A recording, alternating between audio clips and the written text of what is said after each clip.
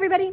So today we're going to talk about how to make a hollow form, which is to say some object that you're going to build in clay that has a air bubble in the middle, like on purpose. And so this is what my students are doing for their animal project. Here is my little sketch of a pangolin. You're going to see several layers to this sketch. The first layer is this black one, what you would imagine an actual picture would look like. It's my contour lines for my final. I also have some pink lines in here. This is partially my sketch and partially it's helping me see the shapes, the general shapes of the limbs that I'm going to be adding on later. So I've got this little turkey wing looking guy. I've got this almost like cone shape for the head and cone shape for the tail that are going to be added on. And then this like smudged out looking cylinder for my foot over here. But most importantly, I have this. This is my hollow area inside. And what I'm going to be doing to build this is I need to make two pinch pot bowls that I'm going to stick together rim to rim to make a big bubble on the inside. Now, bubbles in general are a bad thing in clay. We don't want bubbles. They tend to pop in the kiln or they explode and do bad things. So we will need to vent this hole. But frankly, if I were trying to make a gigantic clay sculpture and I didn't have some kind of emptiness in the middle, it would be so heavy, okay? It would be so thick. And if it were so thick and so heavy and this hole wasn't here, then what's going to happen is this inside would never dry out. And when I tried to put this in the kiln, the entire piece would just crack in half. So we got to make a hollow form. So what I'm going to show you today is making that hollow form. Basically, I need some hunks of clay. I've got one for each bowl. I probably don't need as much as I've got for each bowl because this is going to be massive. So unless I want my pangolin to be enormous, which I don't, I want him to be, you know, roughly this size. This is going to be fine. Then I could probably rip these in half. So I'm going to go ahead and do that. I'm going to rip that in half and see if that's enough. All right, so to make a pinch pot, which is the base of this hollow form, I'm just going to give this a couple smacks from a couple different directions with the palm of my hand, and that'll make it roughly circular. Now, I do not need perfectly round bowls. You'll notice that this one is a little bit more pointy and this one's a little bit more round, and they're mostly kind of bean shaped. They're not a perfectly even bean. I don't need perfectly round bowls. So I don't need it to be perfect. Don't ever try for perfect. That's an insane thing to try and aim for. So again, I'm not looking for perfect. I'm just looking for generally round. Once I have that, I'm going to cup it in my hand. So my palm is here. My fingers are curving around it. My hand is not flat. It is curved around because I need it to keep this curved shape. Then I'm going to take my thumb or a knuckle or something like that. Since my fingernail is pretty short right now, I'm just going to use my thumb. I'm going to push it down. Now I can feel, you have this sense in your body. It's one of the senses that isn't named, where you know how far apart your body is from itself. And you want to go until your thumb is about half a centimeter away from the palm of your hand. So whenever I'm going down, it goes about like so. And I can feel that my thumb is about that far away. And you can see right there. And that's about how deep it's going. This is the inside of my little pinch pot. This is the outside of my little pinch pot. Now I got to actually form the pinch part of the pinch pot. So I'm going to put this on its bottom, and I got to keep some things in mind. One, it's like a little target. I have a center right here, and then I have increasingly large rings around that outside. I really should have a tool to draw those in, but whatever. You you think about it like a target. So I have my very bottom, I have the next ring out, and then the very edge that is going to be more like my rim. When I start pinching on this pinch pot, kids tend to get this outermost ring very well. They just start pinching right along here, and they're like, okay. And that's the only part they pinch. There's two other rings and a bottom over here that also need pinching, okay? You need to pinch both. So whenever you're putting your fingers in to pinch, your thumb goes on the inside, your fingers come on the outside. These are going to stay together, they're going to stay flat. Whatever shape you're moving your fingers to is generally what's going to happen, what shape the outside's going to take. So if I need this to be more rounded, I'm going to have more rounded fingers. If I need it to be a little more flat, I'm going to have a little flatter fingers, so on and so forth. I tend to curve mine more outwards like this, but that's just me. You're going to find whatever is most comfortable for you, but you're going to see that I'm pinching out here at the top in that upper ring. Then I'm going to move down to the middle ring. I'm pinching right here where my fingertips are. And then once I've gone around a little bit, I'm gonna come back down to this outer ring. Note that I am not trying to squish this very far each time I squish it. I'm only squishing about that much. Squish, squish. I will get it a little thinner every time I go around. If I make one spot a lot thinner than the rest, a lot faster than the rest, then that spot is gonna be weak. So I'm just pressing a little bit the entire time I go around and around and around and around. Now, once I get it to about like so, I'm gonna do a couple of fingertip measurements. I'm gonna take my hands, I'm gonna put them all the way in, and I'm gonna measure with my fingers, with that magical sense of how far apart my body is from itself. I'm gonna figure out if my bottom is really thick, if the next ring around was really thick, if the side is really thick, if the rim is really thick. I'm just gonna feel with my fingers. And the bottom is about that thick. Over here, that next ring down is about that thick. It's a little thinner. Over here, where that next ring down was, it's about that thick. And over here, down at the rim, it's about that thick. Now, the inside portion of my bowl, if you look very carefully, there is a little lip that comes in right here. I could try and pull that out if I really wanted to, so you can see exactly how big it is. I don't generally like doing that because for me, it gives me a little bit less attachment area whenever I get my other bowl made. But that is just me. That is a personal preference. And you can see right here, I've got a bowl that is pretty wide open. Out of these two, this one is more wide open. But once I make my second bowl, I'm gonna see which one's a little bit more narrow or which one I can manipulate to be a little bit more narrow to be my top bowl right there. So I'm gonna set that one aside. It's a little bit bigger than I think I was hoping for, but it's not much, so it'll be okay. And I'm gonna do the exact same thing. I'm gonna start making myself another pinch pot. If you missed the first instructions, here's what you're gonna do. Make a rough ball. Put that ball into your hand, curve it around. Take your thumb, shove it down into that bowl, or into that ball, until it is about yay far away from the palm of your hand.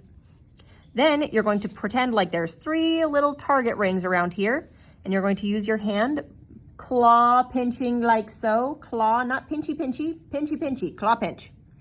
Be Zoidberg. And start pinching around, working your way either from the rim to the center or from the center to the rim. Either is fine. Only push a little bit at a time. You're not trying to squish some part really, really flat. We do need this to be thick enough that it's gonna hold its own weight. But we do not want it to be so thick that we can't have it dry out completely. All right, so here's my bowl. I've got these 2 bowls. This one does look like it's gonna be a little bit more on the narrow side. So now what I gotta do is I'm gonna make this one just a little bit more narrow. And what I'm gonna do is I'm gonna set it down. If I wanted it to be more round, I would continue as I was doing, just kind of like curving it out and pushing it out along the bottom. But right now I need this inside to like pop up some. So what I'm gonna do is I'm gonna use compression to be my friend. I'm just gonna kind of squeeze my hands where the top of my hands are more together and the bottom of my hands are further apart. And I'm just gonna gently squeeze it into this little cone shape. That will make this more narrow side the way I need it to be. As you can kind of see how it gets all narrow on the inside, this gets a little bit wobbly. Now, once I have my narrower bowl and my bigger bowl, I need to put them together. Note that these are not quite the same size in the rim. I want them to be the same size in the rim. So I am gonna come in and pinch just a little bit more along this edge to make it expand a little bit more. By compressing that thinness, it makes this opening a little bigger. I can close that opening by doing exactly what I did before, just setting them on the table and squishing them shut. But now that I put them together, these sides line up much, much better, like so. Now, normally you would slip and score this part. You would scratch it all up, you'd put the slip on it, whatever. Since my clay is extremely new, it just came out of a bag, apparently 9 minutes ago, according to the timer. Since it only came out of a bag 9 minutes ago, it is not dry enough for me to need slipping and scoring. It sounds anathema. It makes me sick, but like at the same time, I don't actually need it. You probably do, in which case slip and score here and here to attach them together, especially if it took you multiple days to make this little ball. And what I'm going to do is I'm going to press these together from the outside, almost like I'm packing a snowball. I want the air bubble inside here to hold this guy's shape. So whenever I'm pressing him down, I'm pressing him together, pressing him together. The other thing that you can do, which will make this a little bit easier on you, is let these sit in a bag with a paper towel or two overnight before you do this step. You will still need to slip and score in that case. Most of the time that's not going to change, but it will make these guys a little bit stronger so that they're less likely to flatten out. Like if I put this down like this and you come down to the bottom here, you'll see that this bottom can be squished real hard and that can turn flat. I might not want that. So to avoid any of those problems from weakness in the clay while it's drying, just wait a day before actually attaching these together. All right, now that I have this shape, it looks kind of like an egg. I want it to be more like a jelly bean. So what I'm gonna do is I'm gonna start jelly bean shaping. I'm going to use compression to be my friend. And I'm gonna start making this jelly bean-like. Uh-oh, pop my bubble. Could feel it. Made a little noise. See, really flat bottom right now. Probably should have waited today, but I'm trying to get this video done, so whatever, it's fine.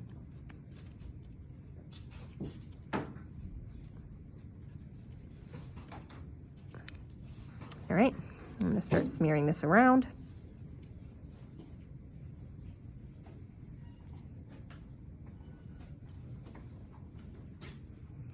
Smear across that seam.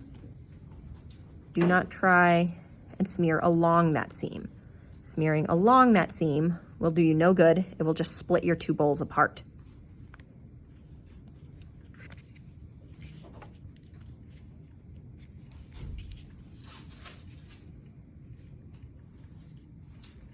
And from this point forward, it is just shaping this bubble to be this shape. You can do that by pressing, rolling, rubbing. The drier it gets, the stronger that shape will be.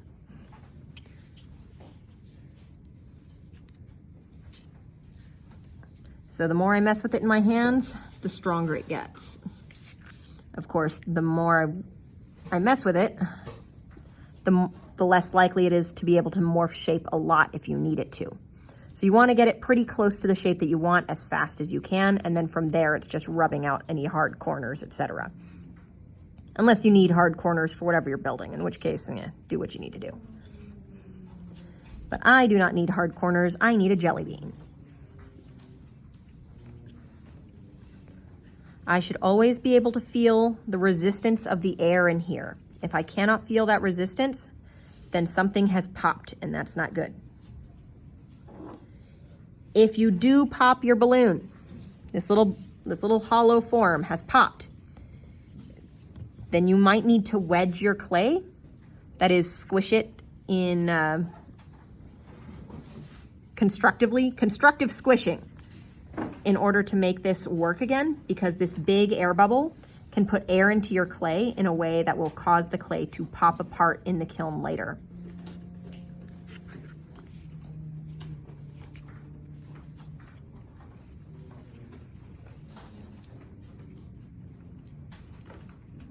All right, so here it is totally shaped well, as much as I can to make it look like a little jelly bean for in his body. This is going to be pretty close to the surface of the body. The only thing that's really going to go on top of here is his scales, because he's a little pangolin and they have lots of little scales. So I don't need this to be perfect. If you were doing something that was a sea creature, you might need it to be a little bit more animal shaped. But for now, since this is still really soft, I'm going to go ahead and let it dry out some before I try and add anything, before I try and carve anything, before I try and add in any texture. It's just going to dry out for a hot minute. Now, in order to protect it while it's drying, I have set down some foam. Any kind of foam generally works. We've got some here in my classroom that's thick. If you need to share with a person because you can fit more than one on, do it. If you had something that was more evenly spaced or more evenly bulbous, then you probably wouldn't need this spare one right here, but I am trying to keep this area from flattening out. I don't want it to be flat. But any kind of foam will generally help you from flattening out a side that you don't want to flatten. Or if you need to hold something up, for example, I had a student who made a truck and he needed the truck bed to be up higher than the wheels while it was drying. He put one of these more stiff pieces of foam underneath it while it's drying, just so that it can get a little bit of air. All right. So this is how you build your hollow form. After that point, you're just going to be shaping out your general limbs and things that are going to be added on. Those might, assuming that they're not super big, those would be solid rather than hollow. So you can just build them separately, and once everything is leather hard, then you can attach them together. And that's everything for today, guys. That's how you make your hollow form to start out the body of your little creatures or whatever else that is large out of clay that you need to make, and you should be good to go.